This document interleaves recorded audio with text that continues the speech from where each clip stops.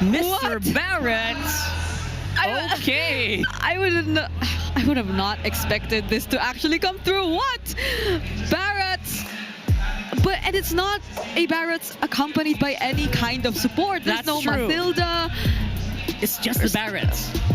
It's just the Barretts. So they're gonna go hand in hand with the Gatot Kacha, try to keep this front line, this back line alive rather. So it is going to be a big question of whether or not Tlph can bypass the Barretts. This is so interesting. A Fredrin Barrett's matchup. What season is this? What season are we in? Oh my goodness, this is going to be a treat for the Barrett's mains for sure. But for the meantime, we're going into game number 2. Tlph is ahead. Let's throw it over to our casters. You know, that's the same question we were asking ourselves here on the desk. I said we're going to go through an evolution of the meta, game to game. Well, yes, what season is this? A Fredrin Bears Jungle. Oh, we are so back, and I bet you, Naisu, started to miss Homa, because you're a bit of a revisit to Daytona's welcome. But you missed Florida, huh? That's Yeah. Okay. Well, behind the scenes, we were saying, okay, this has to be like a tie, or maybe even an alpha. I like the Barretts, but this means that Rora are playing around their magic damage. They're playing around the Sicilian and the Harith, which it makes a lot of sense that they'll both be getting the discounts so that they can get their items quicker.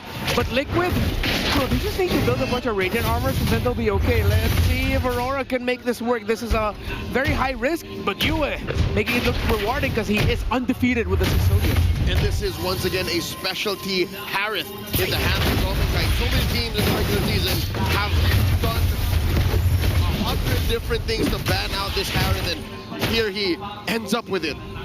And that's why I'd say this is looking good. Like, if you go down to the draft, I don't know what people say about the Barretts now.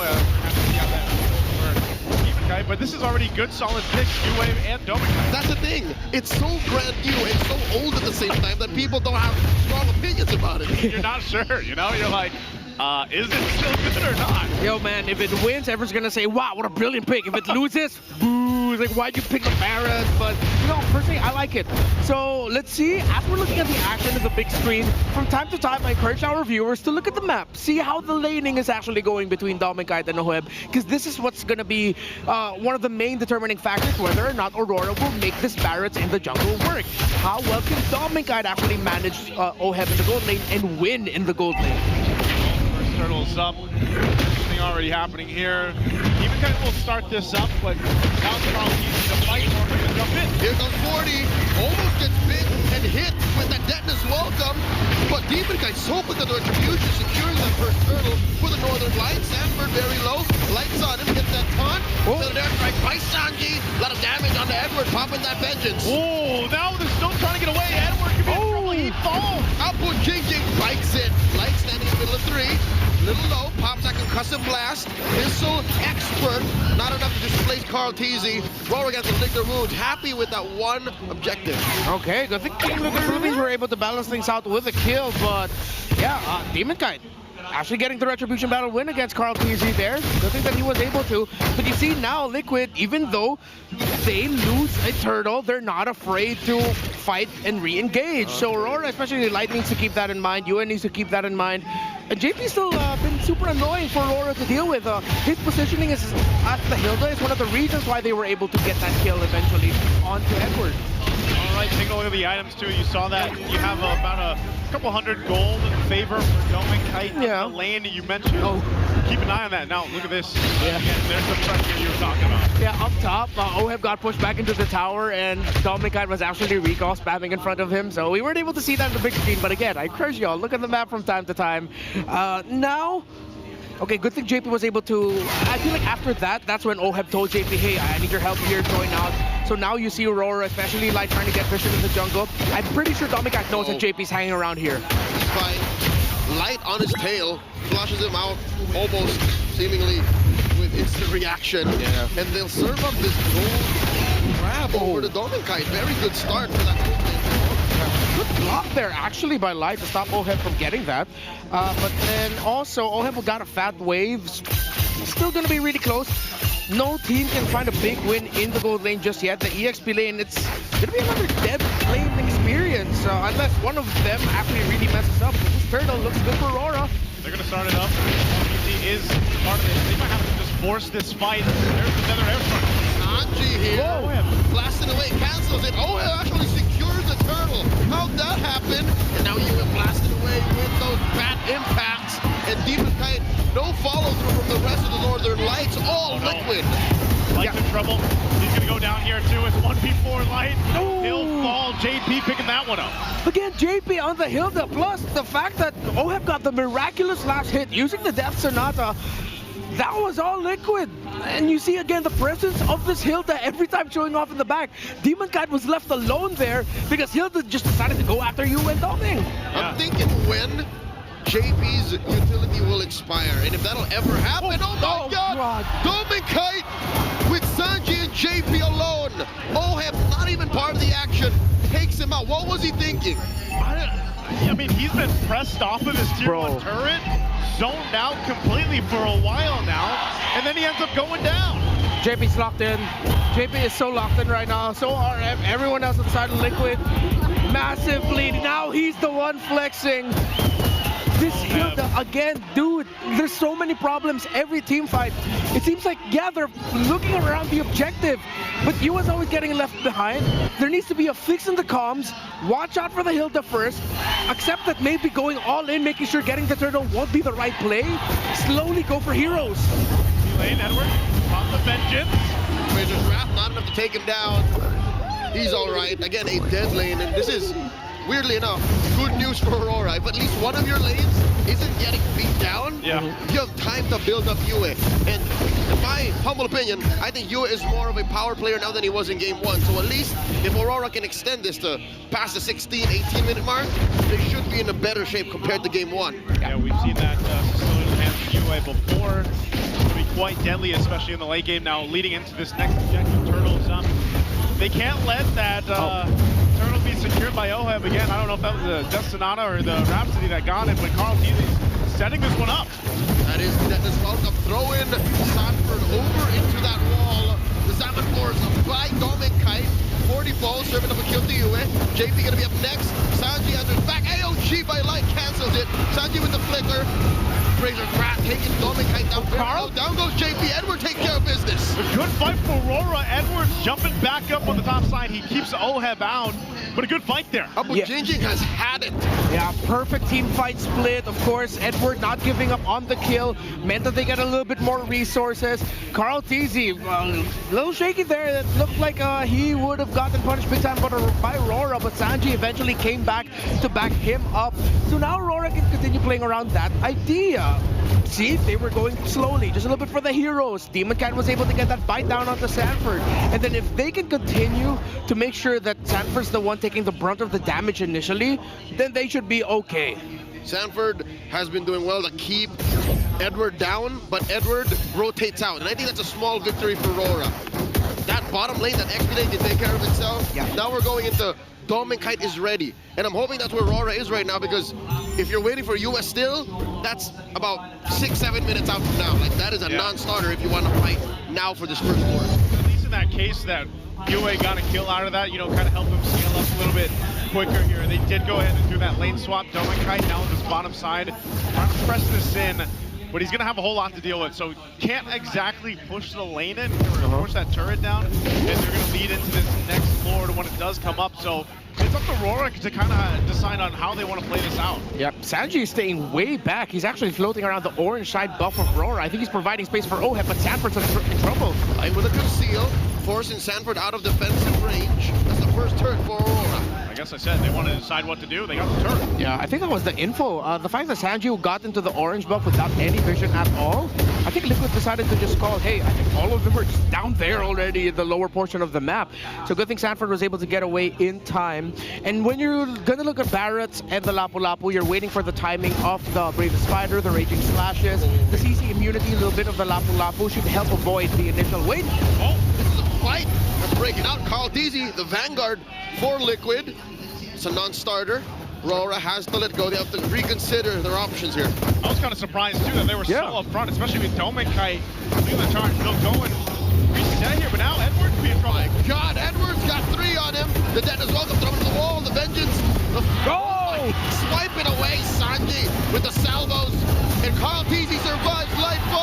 line. 40 against 3. Rora can't fight with this front line wrecking lineup.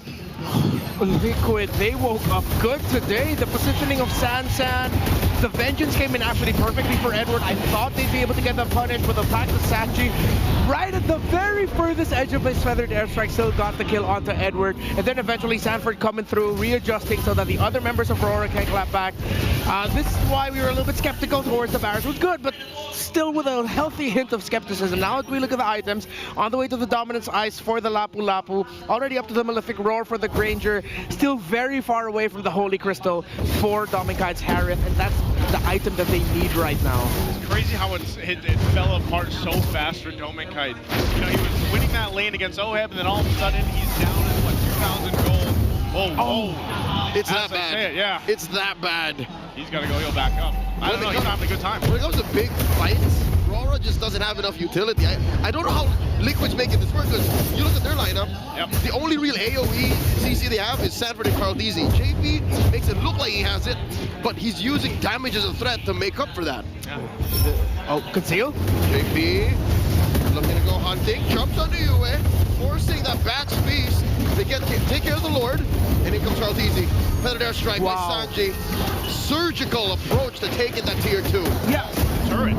The fact that JP changed the trajectory of his walk, he used a second skill, I believe, on the minion, making it look like where Yue brought down his Bat's Claws, actually, the Sanguine Claws, would have caught JP. But JP was like, nope, I knew you know that I think I'm going there, so I'm going to go this way instead, setting up with the feathered airstrike for Sanji, stopping any responses from Rora. They're playing around with the utility that they have very well for Tlph. They find themselves now with a good lead. 6k up, they're going to put pressure on the purple, and they've got it as well.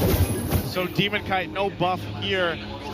Definitely having a hard time. I mean, it's not just that the Barrett is kind of slow to move on his own, but realistically, you're able to be kind of that front line, but then you also put yourself in the position to get the Daytona's welcome off and try to make that work, but it's not working the way they want to. And I feel like a big part of that is because, again, it's Dominkite that's taken a lot of damage before a big fight even breaks out. So then his positioning is then at risk of that. Yeah, in the heyday of Barats, there would always be a hero like a Matilda or a Rafaela to help in the positioning. Here, he's basically raw dogging that as well, because he's trying to get it in when Liquid knows it. Here it is. We just have to sidestep. We just have to move over here. It's a brute force Barrett. The fact that you have to revitalize on the Gacha, theoretically, if everyone's just all clumped up, it'll work well for him. But wait, whoa. See, even this they can't deal with. A Brazen's Wrath right in your face. In comes 40. Sanji with the feathered airstrike, forcing his outward force away from Demonkite. Dominkite too, but he's down. And these 3 members of Liquid are running through him. Down goes Light. Down goes Demonkite. And there's nothing Rora can do. Tlph saw the window and they took it. And they're already in the base, not even taking down the inhibitor. This is a straight-on stampede. Edward, the only one left, push out of his own base. This is miserable. Oh, they're quite low. They'll clear out the minions. Edward, though, is he gonna fight? Edward, why? Not gonna survive against 5, not like this. He bought enough time, though. The turret still stands. But the Lord is up, so they'll reset. They'll make their way for the Lord. A lot of questionable decisions for the side of Rora. I know for them it's like, yay, cool, we got Carl TZ, but there's a massive deficit for you. If Carl TZ shows himself in the map like that, there's always at least gonna be 1 or 2 members of Liquid nearby ready to swoop in. Bro, that's a Fredrin. He can take that damage. Questionable for Rora. He wants to take that damage. Yeah. And in the wake of that stumble, again, a wipeout. Rora, see another Lord go over to Liquid. I'd say you see the value in him. That's what Fredrin is. And with this, the Lord is secured. They'll get ready to go ahead and take down some of these base turrets of Rora's. Again, the lead has ballooned to 10,000. And honestly, Rora has not had an answer for anything so far through this game. Even when you look at, okay, what's the late game insurance policy? Is it Yue isn't there. I mean, he's got what, 2 items he's working on next. Doming finally gets his Holy Crystal, man. So they should be able to at least clear the waves bet.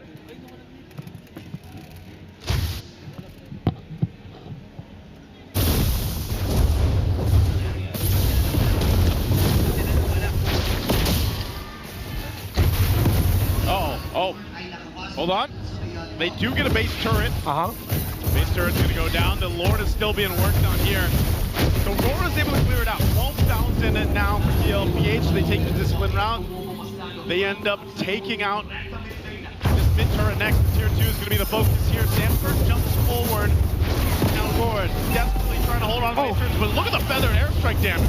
Yeah, it hurt Too much. too much. Rora now have to pull a miracle. And at this point, Liquid, a night and day performance from what we saw from the last time we saw Liquid and Aurora go up against each other. Remember, going into this, Liquid has not beaten Aurora in a series. Now 2 games in the best of 7 grand finals, they are just dominating Aurora. Demon Kite gets taunted here. Energy eruption working out. Over to you, Sanji gets blasted. No call, he's gonna be up next. Dennis welcome thrown into the wall. Looking light from the back line. Edward 2.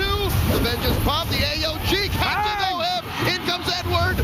Down goes Carl Teasy. Where did this come from? JP getting chased down by Edward. Down goes Demon Kite. Demon Kite looking to serve vengeance for his fallen brother. Edward hunting JP down. Broken wall working out for him. 3 for 1. Oheb, former brothers, agents, now turned rivals. Oheb wins. And a back and forth. And it erupts here in the arena, but Rora might have found a little bit of life in that exchange. 100%. I'm not completely sure if it was the missile expert that brought Sanji in a very weird spot. Didn't expect that. Did not expect. He was not supposed to be there that close. Light and Edward came in perfectly for the gank, but they could not get Oheb comfortably. JP was spacing out very well for Oheb, but then Oheb eventually got that kill onto Edward after the clapback. Liquid now, I think that was a warning shot. Aurora are definitely back in this, while Liquid still hold a comfortable lead. Remember, there is already a Holy Crystal on that Harith for Dominkite. So it looks like Tlph will still respect what Rora is able to do. They'll let Demon Kite go in and start that Lord. They're fighting for position here. Look at JP's positioning though. Keep an eye on him. Lord less than half health. The feather airstrike comes down. Down force by Dominkite. He's got Sanford trained on him. Dominkite very low. Down goes Edward. Oh, it gets another. Carl Teasy taking out the equation. Light served up a kill. 40. Very low. Oheb immortality. Oheb wailing away. Dominkite, UA and Demon Kite cutting their losses. No retribution for Liquid. It's on the gold laners now, and I think Carl Teasy needs to understand, like, with the damage already on that Harith, he can't be like the main front guy, but I think Liquid decided to commit that turn. They decided to go call for the hero instead, and now you see some very classic echo shenanigans of where Sanji is right now, very deep in. My question is, how long is he gonna hold that bush? Because the last time we saw something like this, it was held for like, what, 4 or 5 minutes all those years ago. Yeah, and not only that, but Leo mentioned this earlier on. He's back here? Especially with UA on the Sicilian here, he's gonna need plenty of time. Well, look at this, 313 stacks, almost at the 18-minute mark. That's why we're seeing the impact of those bad impacts now. God, look at this kill. 1 kill away from map stacks. 70 on the Sky Piercer. That means he's been getting all of his kills off after he got the Sky Piercer. Oh, yeah. Just pure value. Yeah, so even though Rora, you see them fighting very well, Oheb's not dying. And now the pressure is on the Dominkite and Oheb. It's really on them right now to mess up. Like the better airstrike, zoning UA out. Flicker down too. JP as well. Liquid cannot blitz this. They have to wait for the feathered airstrike to come back. Yeah, they're gonna need that. And it was Oheb that grabbed that purple buff on Rora's side and half health here. Man-to-man defense like JP keeping UA honest. Lord at a 10 of itself. Sanford with the Brave Spider. 7 force by Dominkite. They're bursting down the Lord. Oheb secures. Immortality off of Sanford. Down goes Domink. Domink's gone and Edward's gonna fall as well. AOG by Light does not find JP. The taunt on the Demon Kite. This is close to over. Nothing for Rora on the board. Down goes Sanji. Can Light view and do this? The flicker from Daddy JP. Oheb's there. He's looking for more. He takes out another and Oheb will get another. It's a wipeout. Liquid continue their momentum. 2-0. You see the hype on Oheb stood up immediately.